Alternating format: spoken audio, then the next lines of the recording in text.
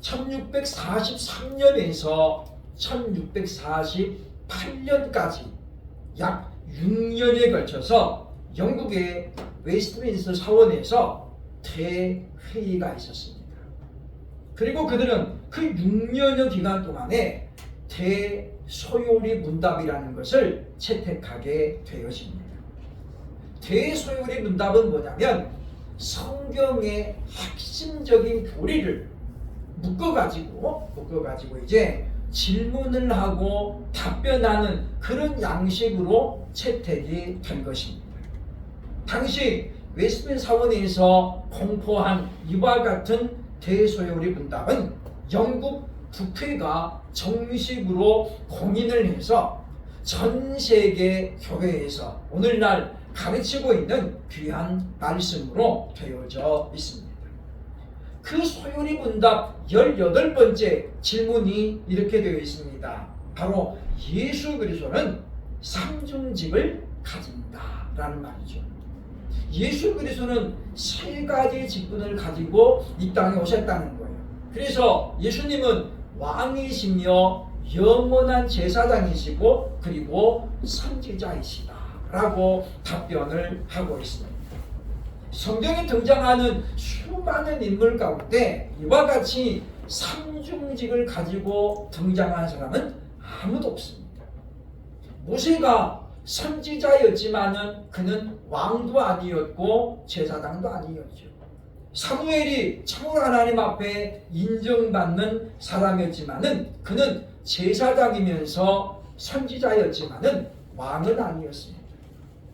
하나님 앞에 합한 자라고 인정받았던 다윗은 왕이요 선지자였지만은 그는 역시 제사장은 아니었습니다.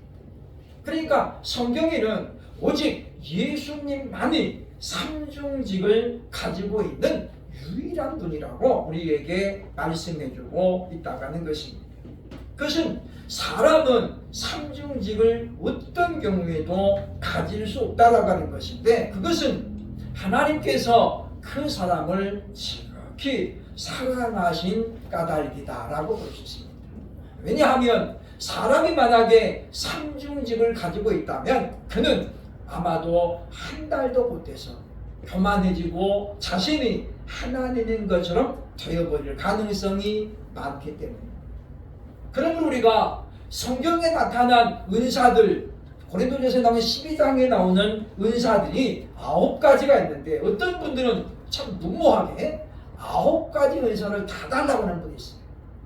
저는 학교에서 제가 강의할 때에 그런 학생들에게 제가 아주 굉장히 주의를 줬습니다.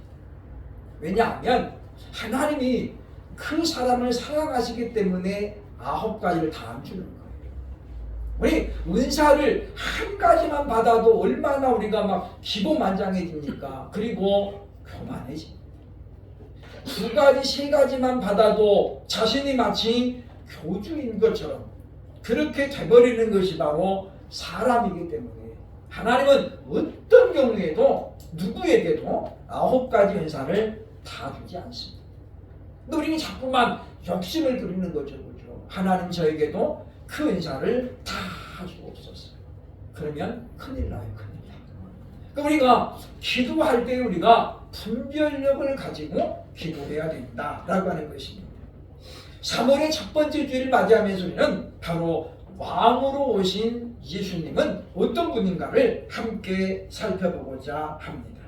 왜냐하면 요한복음 5장 39절이 말하고 있는 것처럼 너희가 성경을 연구하고 너희가 성경에서 영생을 얻는 줄 알고 성경을 연구하거니와 이 성경이 곧 내게 대하여 즉 예수 그리스도에 대해서 기록 증거하고 있다라고 말씀하고 있기 때문입니다.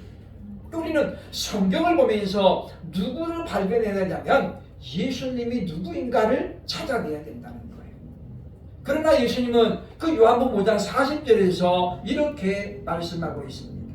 그러나 너희가 영생을 얻기 위하여 내게 오기를 원하지 아니하였다.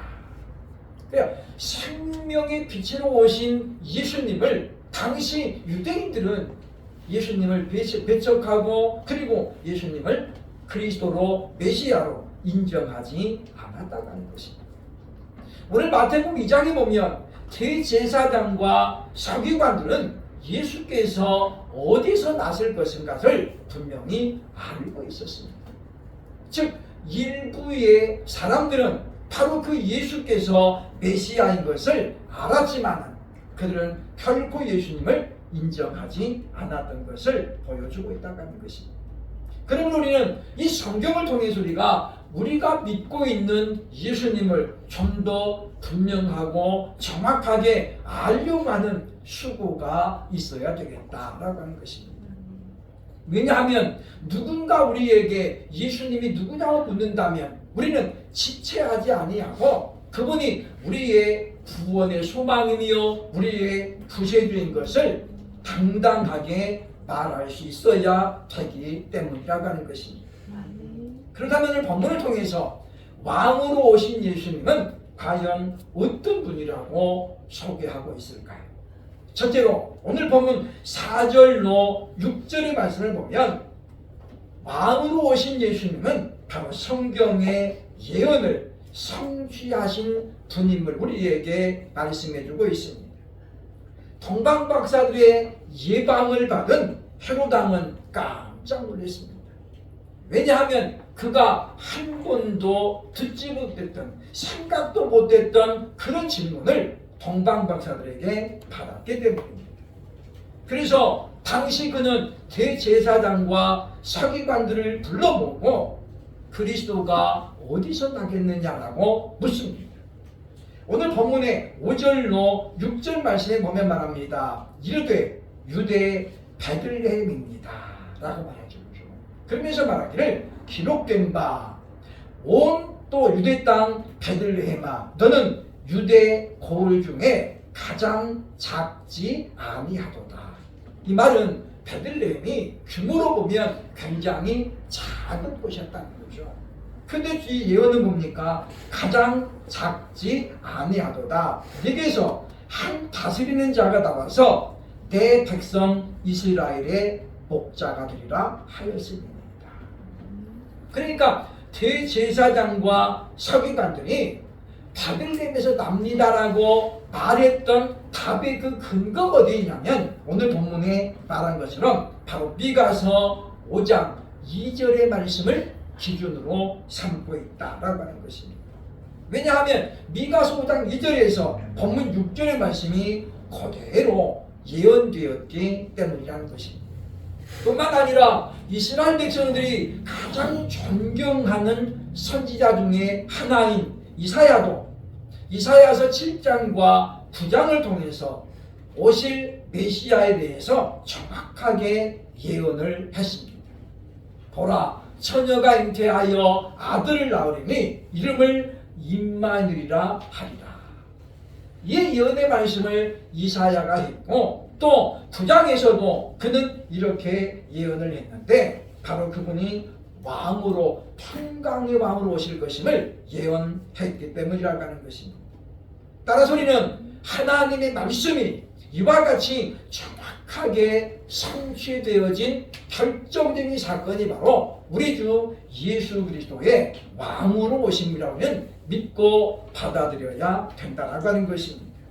우리는 성경을 읽고 들을 때에 이 말씀이 어떻게 예언되었고 예언된 말씀이 누구를 가리키는 것인지 그리고 이 말씀이 어떻게 이루어졌는가 우리가 생각을 하면서 읽어야 됩니다. 성경을 다독하는 사람들 또는 성경을 속독하는 사람들은 마치 수박을 겉핥기 하는 것과 똑같아요. 우리 수박이 얼마나 잘 익었는지 얼마나 단맛인지 수박을 겉만 핥아가지고는 절대 알 수가 없습니다. 왜냐하면 수박이 어떤 것은 잘 익은 것 같은데 막상 쪼개보면 안 익은 것도 있어요. 제가 예전에 그 당일로 영일시장에서 수박 사과차를 딱 하루 했는데 제가 해본 알바 중에서 최고 힘든 알바였어요. 수박을 8kg, 10kg짜리 이렇게 던지잖아요. 그죠? 이렇게 던지면 받아가지고 딱 넘겨야 되는데 제가 차고도 적지만 이 팔도 힘이 약해서 이게 10kg짜리 날라오면 이게 받았는데 턱 떨어져가지고 수박 깨져버려요. 야, 너 일당 물어내, 일당 물어내. 일당 받는 건 고사하고 일당을 물어내게 생긴 거예요. 하루 했는데 그 다음 날은 도저히 못 일어나겠는 거예요. 그런데 제가 두 번째 그날에 갔더니 수박을 하나 준 거예요. 그분이 그죠. 수박을 엄청 큰 걸 줬는데 이분이 딱 두드려보고 아 이놈 잘 익었다 줬는데 제가 집에 와서 딱 쪼개보니까 수박이 하나도 안 익은 거예요. 그분들이 수박 전문가입니다. 던져본 벌써 이 소리만 들어도 잘 익은 건 난 다 아는데 이분이 안 익은 걸 준 거예요. 일부러 그런 건 아니겠죠. 그렇습니다. 수박은 열어봐야 알고 먹어봐야 아는 거예요. 우리가 성경을 읽을 때 이거 같이 그냥 거달듯이 그냥 그렇게 빨리빨리만 읽어서는 성경의 내용을 전혀 알 수 없습니다. 우리가 쪼개서 먹어봐야 어떤 것은 안 달게 생겼는데도 달아요. 그죠? 필리핀에 있을 때에 제가 수박을 좋아하니까 필리핀 마트의 수박은 껍데기가 까맣게 생겼습니다. 우리나라 색깔하고 전혀 달라요. 그죠? 그리고 필리핀의 수박은 동그랗게 생겼어요. 그냥 우리 보면 박이요, 박. 바가지 많은 박 있잖아요. 그죠? 그렇게 생겼어요. 그죠? 그래서 야 이게 도대체 무슨 맛일까 엄청 궁금하잖아요. 그죠? 굉장히 답니다. 안에는 똑같습니다. 우리나라 수박하고 껍데기가 전혀 단판이죠.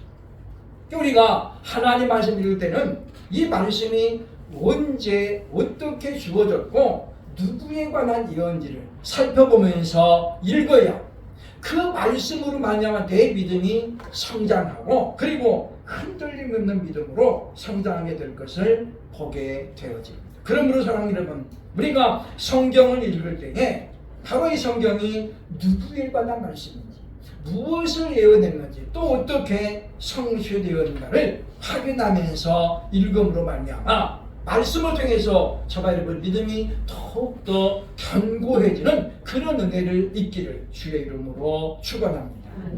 둘째로 왕으로 오신 예수님은 과연 어떤 분입니까? 오늘 1절로 2절에 보면 그분은 만왕의 왕으로 오신 분이다 라고 말하고 있습니다.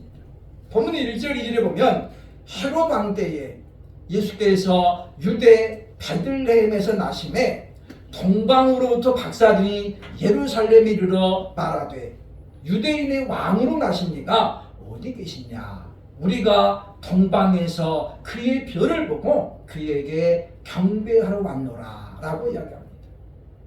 그런데 이 말을 듣자마자 헤롯이 바로 대제사장과 서기관들에게 이 말에 진위를 묻습니다. 다시 말하면 생면부지의 천본 동방박사의 말을 헤롯이 그대로 믿었다는 거잖아요. 이것이 어떻게 가능했을까요?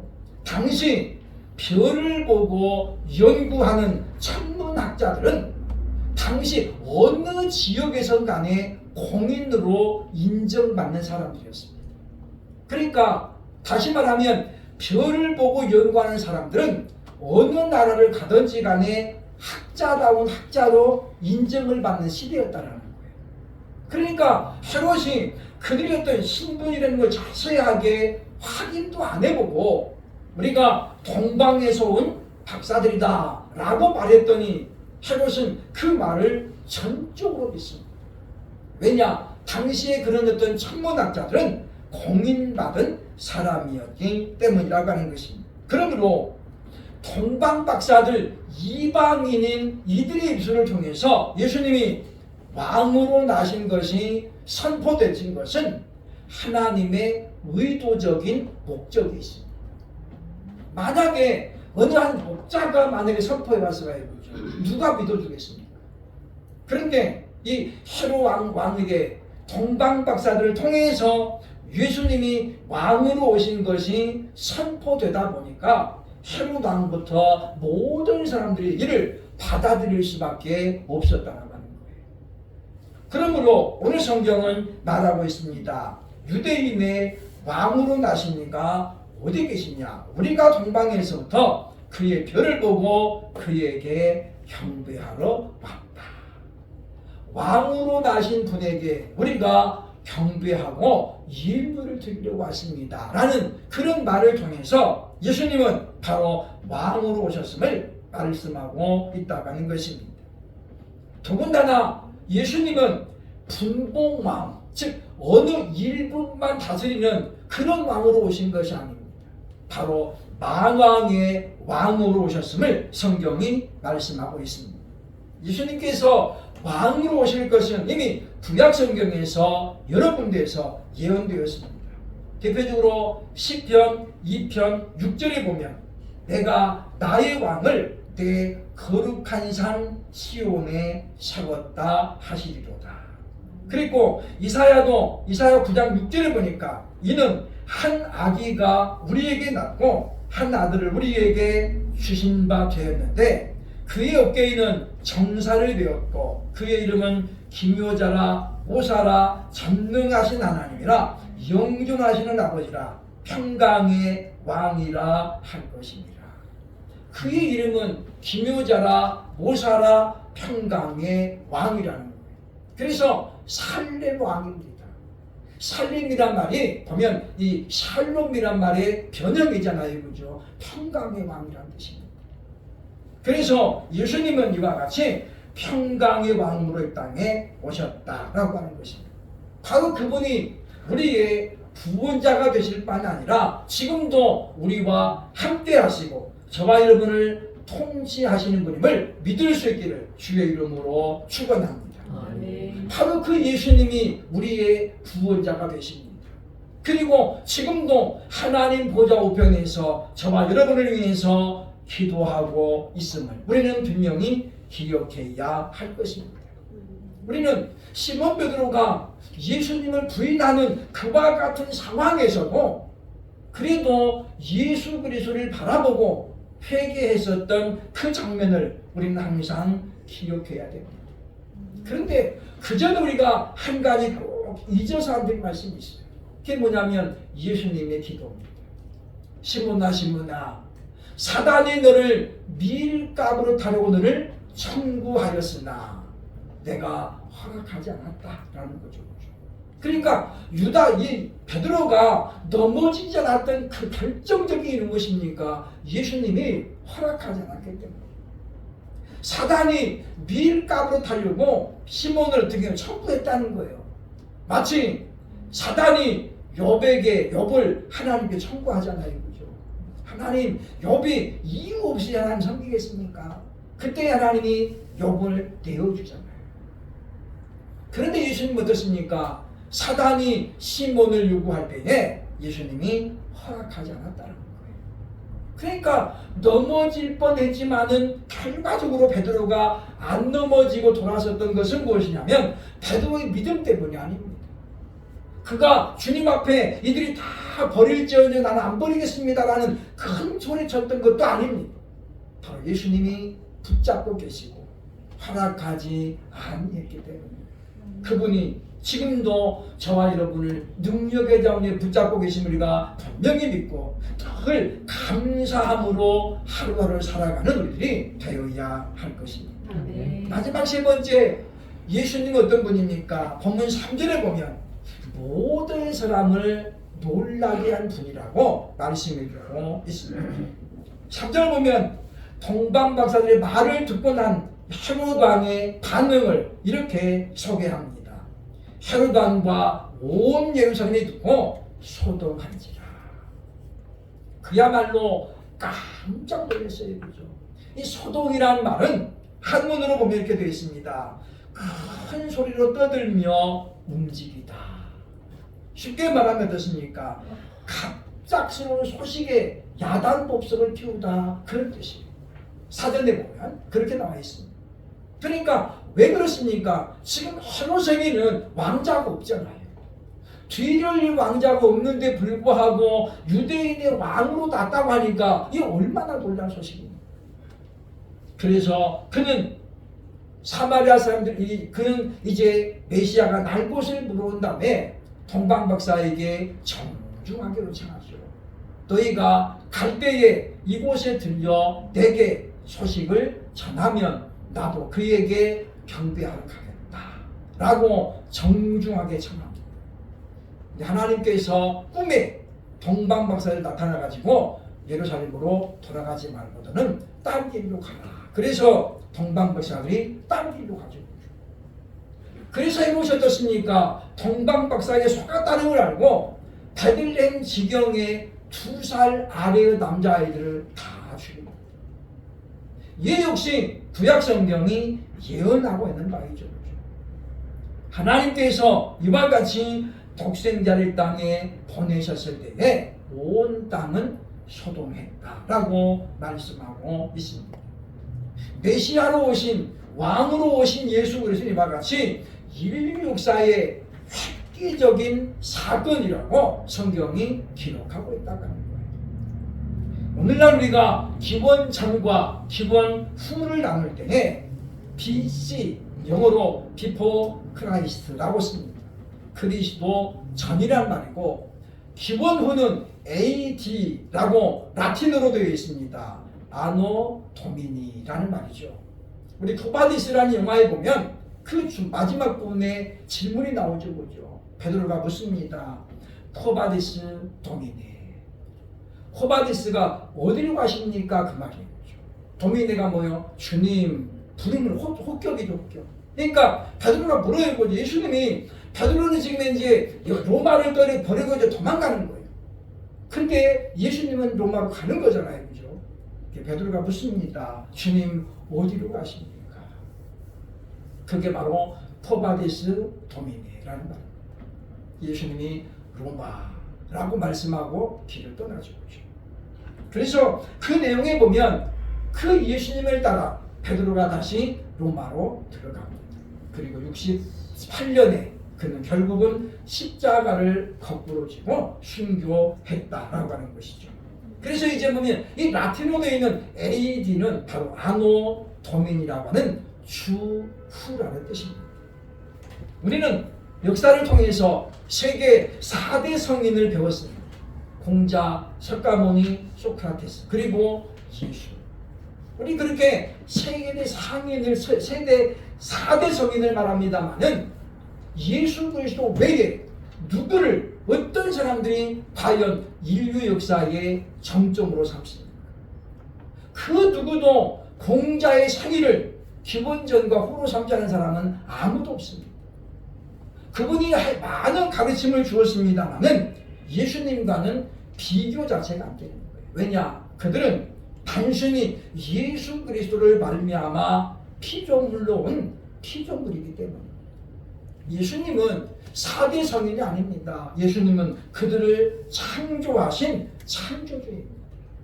그러면 우리가 생각할 것은 우리는 어떤 경우에도 바로 그들과 예수님을 나란히 놓을 수 없다고 하는 것입니다. 그러므로 우리는 이 말씀을 기억하면서 바로 예수께서 이 땅에 오신 역사적인 사건은 인류 역사의 큰 정점을 찍은 그와 같은 사건에서는 생각을 해야 된다고 하는 것입니다. 그러므로 온 인류의 왕으로 오셔서 만왕의 왕으로 오셔서 우리를 위해서 십자가를 져주신 그 예수께서 지금도 우리의 편이 되어주시고 우리와 함께 하시는 분명히 믿음으로 말미암아 이제 우리가 왕이신 그리스도 예수 앞에 겸손한 마음으로 나아가면서 그분의 말씀에 기꺼이 순종하고 그분의 뜻이라면 우리가 참으로 죽기까지 순종하면서 참으로 어찌하든지 간에 주님을 기쁘시게 할 수 있는 그래서 하나님 보시기에 하나님께서 우리를 자랑스럽게 여길 수 있는 그러한 심령들이 되어야 할 것입니다. 그럴 때 우리는 하나님 앞에 우리가 하나님의 자녀의 모습으로 다가가게 될 것입니다. 그러므로 참으로 모든 사람들을 놀라게 하신 그 사건의 주인으로 이 땅에 오셨던 예수님을 본받아서 우리도 그분의 가르침에 온전히 순종하고 정말 예수님을 닮아가는 그런 생애를 살아갈 수 있기를 주의 이름으로 축원합니다.